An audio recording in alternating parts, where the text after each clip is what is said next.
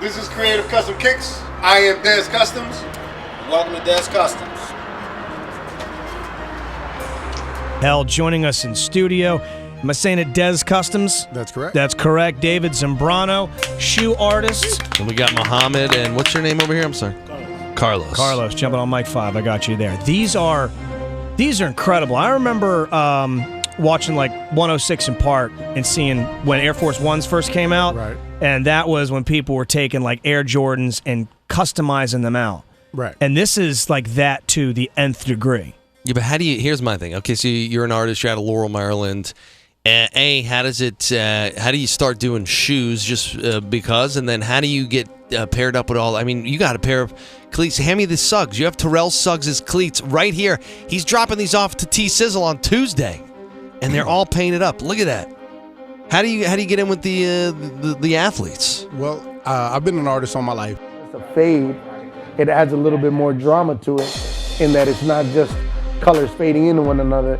There's a certain texture. It's an eerie feel. It's an exciting feel the way they go into one another. Not just, bam, we faded it into one another or we did some lines or stripes.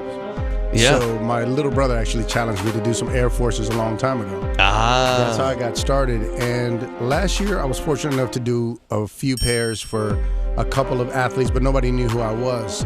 What really put me on the map was doing the pair for London Fletcher, the last pair he ever wore for the Giants away game. And through that, D. Hall got interested this year. And through D. Hall's interest, Steve Smith reached out to me, and the rest is really just kind of history. Man, it's fun every time, bro. We're like, at the end of the day, we're just, we're regular Joes. And when you get to meet them, you realize they are, but of course they play in the NFL, and everybody knows the NFL owns Sundays, and the grown men love the NFL. Like Mohamed Sanu, I consider him a friend, and we talk on the phone sometimes, and he's really just a good person. He's really just a good person, and he loves the artwork, and he loves what we do for him. So he's consistent, and he always wants to see the next big thing to come out. He wants to see what we're capable of next. He roots for y'all. He's your biggest fan. Yeah, and Mo, like even on stuff that has nothing to do with cleats, he'll comment on, or he'll be like, "I see you," or he'll put the little emojis on there, which is a great feeling because he really doesn't have to take the time, but he right, and it's more so even off the field. Because you establish a friendship. Right. So that's really an awesome part of. That's kind of another step onto how blessed we are. It's one thing to even be able to work with these guys and associate with them in a professional environment. It's another thing to associate with them on a social level, and it's another thing to establish friendships with some of these guys, which we feel we try to do with everybody. They're not just clients. We really look out for them. My family, they watch football, and every week they watch, they know that they're expecting to see some of my artwork on the field. So that in itself is a big blessing. Mo is definitely, I call him a killer in his own right. That's we are very different, and that's why I said you get two different works because we are very much two different individuals. It's the truth. I mean, you can hand either one of us a shoe and a concept, and you may get two completely different works of art at the end of the day, but they're both going to be good. So I can absolutely, pass him the ball and know that there's nothing. I don't have to worry. I can sit back, relax, and just watch him work. I actually went to school for art. Now, that's not where I learned art. I loved art prior. I drew from a young age.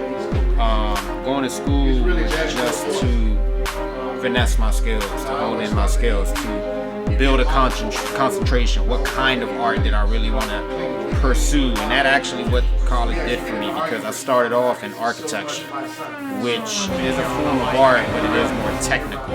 It's measurements down to the T, and if you're wrong about something, it could be one big disaster. So I like that aspect of it. I think that's what drew me to it, was the technical part. I like being very technical, measuring things to the T.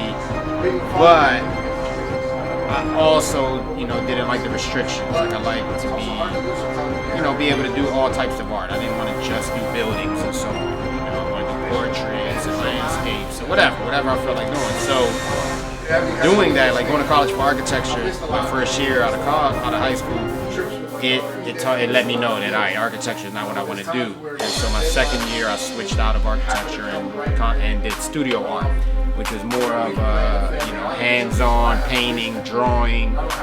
Studio art could be sculpture, anything to do with hands-on. But there you go. This pair was all white for the most part.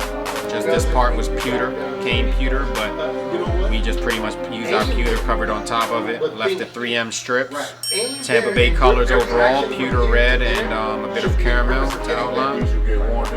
And these, hopefully, now Swearinger, DJs, these are for they're on a bye week. That's the thing. Now, the other thing about it is we did 2 for Swearinger last week. Yeah, please. We did 2 for Swearinger last week, and he only got to wear one of them, of course. So now, and Under Armour, of course, doing this for their players is they give them options, and they're allowing us to give them options. Appreciate y'all coming out. Hope you like what you see. Thank you for coming to DEZ Customs. Make sure y'all come back.